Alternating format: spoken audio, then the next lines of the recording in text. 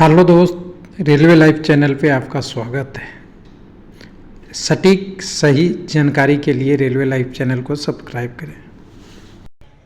Hello दोस्त, RRC level 1 group D भर्ती internal notice out. एक आरआरसी में अगर नॉर्दर्न रेलवे में 11,000 वैकेंसी है तो इस हिसाब से कितना वैकेंसी आएगा 2024 में एनालिसिस करके बता दूं। इस एनालिसिस से पहले थोड़ा सा एक चीज़ और आपको बता दिया जाए कि वैकेंसी काट के दिया जा रहा है। ये सबको पता है, लेकिन सबको काट के नहीं दिया जा रहा है। किस में क्या दिया जा रहा है उसका हिसाब किताब बताएंगे, लेकिन पहले आपको नोटिस दिखाना ज़रूरी है। हम आएंगे रेलवे लाइव चार्ट ग्रुप का उसमें। और कुछ लोग पूछते हैं कि चार्ट ग्रुप रेलवे लाइव का कहाँ मिलेगा। भाई साहब, टेलीग्राम पे आकर सर्च कर लो, अपने आप रेलवे लाइव चार्ट ग्रुप आपको दिख जाएगा। इसके लिए लिंक शेयर करने की ज़रूरत नहीं है। और अगर शेयर ही करना है तो वीडियो के डिस्क्रिप्शन में कई सारे टेलीग्राम, ट्विटर, आपका डिस्क्रिप्शन में बहुत सारे लिंक रहता है जो उपयोगी होता है कैंडिडेट के लिए। लेकिन अब आजकल क्या होता है ना, हर चीज़ पूछते हैं लोग, रेडीमेड वही चाहिए। तो सबसे पहले यहाँ देखिए, यहाँ पे आपका total number of post northern railway का पूछा गया था आरटीआई रिप्लाई में कि कितना वैकेंट पोस्ट है group C and group D का। अब ग्रुप डी तो रहा नहीं, लेकिन ग्रुप डी को लोग ऐसे ग्रुप सी बोलते हैं जैसे लगता है हमें प्रधानमंत्री की कुर्सी ही क्यों नहीं मिल जाएगी जॉब करते ही। भाई साहब, पहले भी ग्रुप डी था। ग्रुप डी लोगों को सुनने में अच्छा नहीं लगता था, कोर्ट का फैसला था, इसलिए ग्रुप कर दिया है सी। काम नहीं बदला है, पैसा नहीं बदला है, व्यवहार नहीं बदला है, और आपकी सामाजिक परिस्थितियाँ नहीं बढ़ी है। बस आपकी आदर सम्मान में, जैसे गुड गार्ड्स का नाम क्या हो गया है जी, सब लोग जानते हैं, ट्रेन मैनेजर। तो ट्रेन मैनेजर हो जाने से आपकी सैलरी जो पहले मिल रही थी वो बढ़ेगा नहीं, लेकिन हाँ, सबकी सही नाम कहते हैं ना, वो उसका नाम से ही खुश होता है आदमी, वही खुश होना है यहाँ पे। बाकी प्रोसेस वही है जो सिलेक्शन होना है। तो चलिए यहाँ पे सारी चीज़ें हम बात कर ले रहे हैं। ग्रुप सी में पहले 17,975 पोस्ट की कहा गया था, तो ये वैकेंसी तो इतनी आई नहीं। यहाँ पे आप एलपी देख लीजिए, टेक्नीशियन देख लीजिए, जेई देख लीजिए, आपका एनटीपीसी का दोनों ग्रेजुएट अंडर ग्रेजुएट दिख लीजिए। दोनों मिला के अगर 17,000 पोस्ट हुआ, नहीं हुआ, करीब करीब इसका आधा ही पोस्ट आई है, यानी 50% इसका, लगभग 50 से भी नीचे आया है। वो भी एलपी वाला वैकेंसी बढ़ने के बाद से कह रहा हूँ, उससे भी कम आया है नीचे पोस्ट। तो अब लेवल सी में 11,990 है, तो कि इतनी वैकेंसी आएगी, तो मैं कभी नहीं मानता इतना आएगा, इससे कम ही आएगा।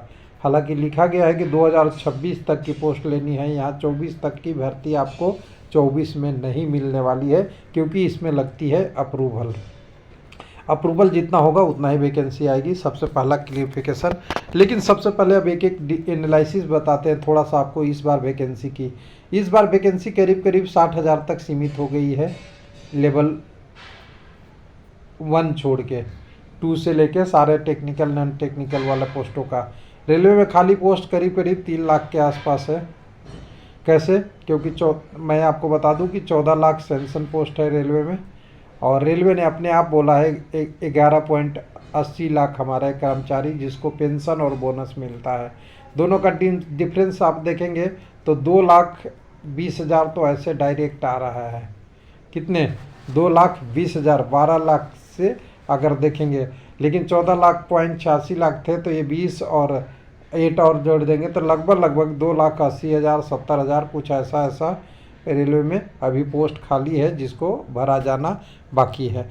अब इसको हिसाब किताब लगाइए कि 2 लाख में अगर हमेशा पूरी वैकेंसी का 40 से 50% लेवल 1 का होता है, तो 3 लाख में से अगर घटाइएगा सीधा सीधा, अगर 50% करेंगे तो 1.5 लाख, और 2,80,000 का तो 1,40,000, और इसका 1,40,000 का जो वैकेंसी 40% में लेंगे तो और घटा दीजिएगा तो 1,10,000 तक का लेवल 1 का पोस्ट खाली है।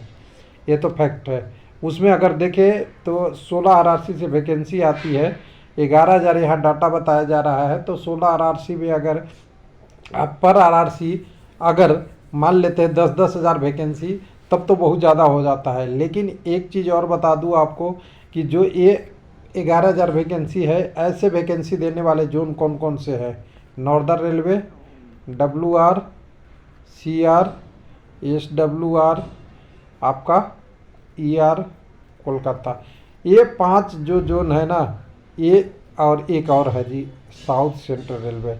ये 6 जोन में सबसे ज़्यादा वैकेंसी लगभग हर समय आती है। बाकी जोन में भी आती है, ऐसा नहीं है, कभी चेन्नई में कभी आ जाता है, कभी गुवाहाटी में बढ़ जाता है, कभी कुछ बढ़ जाता है, ये अलग कंडीशन है। लेकिन इन सारे जोनों में लेवल 1 की वैकेंसी कंटिन्यूअस सबसे ज़्यादा आती है।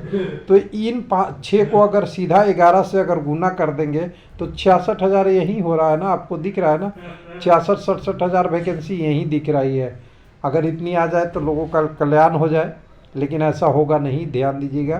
क्योंकि ये वाले और बाकी जिनका कम है, सब में कम कम करके वैकेंसी जितना अभी सीट है 1,20,000 के आसपास, इसको आप कम से देखिए, कम कम के लिए भले हम कैलकुलेशन कर रहे हैं, कम कितना आएगा, कम मतलब सब लोग समझते होंगे मिनिमम कितना आएगा। तो ये मिनिमम आपके करीब करीब ये 40,000 वैकेंसी आसपास मिनिमम की बात हो रही है, ये आ सकती है।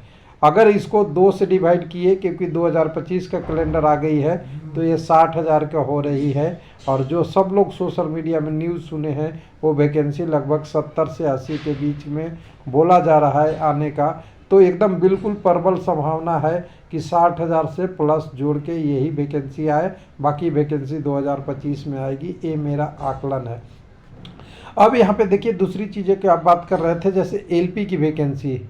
LP में जितनी उस डेट तक सीट खाली था, करीब करीब 16,800 का सूचना सबको मिला था। 16,800 में से जो वैकेंसी थी, उसमें से 19,000 कुछ हो गया है।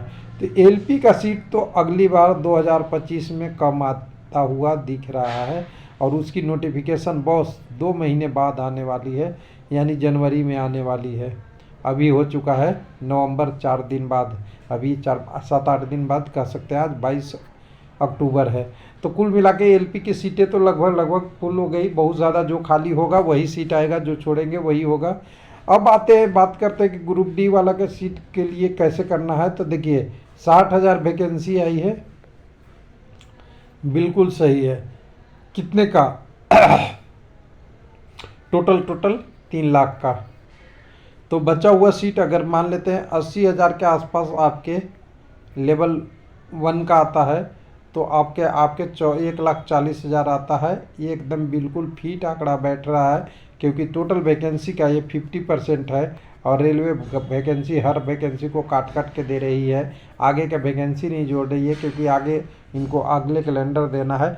तो उस हिसाब से हमें सबसे आइडियल जो कंडीशन दिख रहा है कि ये वैकेंसी तो आपको मिलना नहीं है, इसको या तो 2 से डिवाइड करेगा या 3 से डिवाइड करेगा।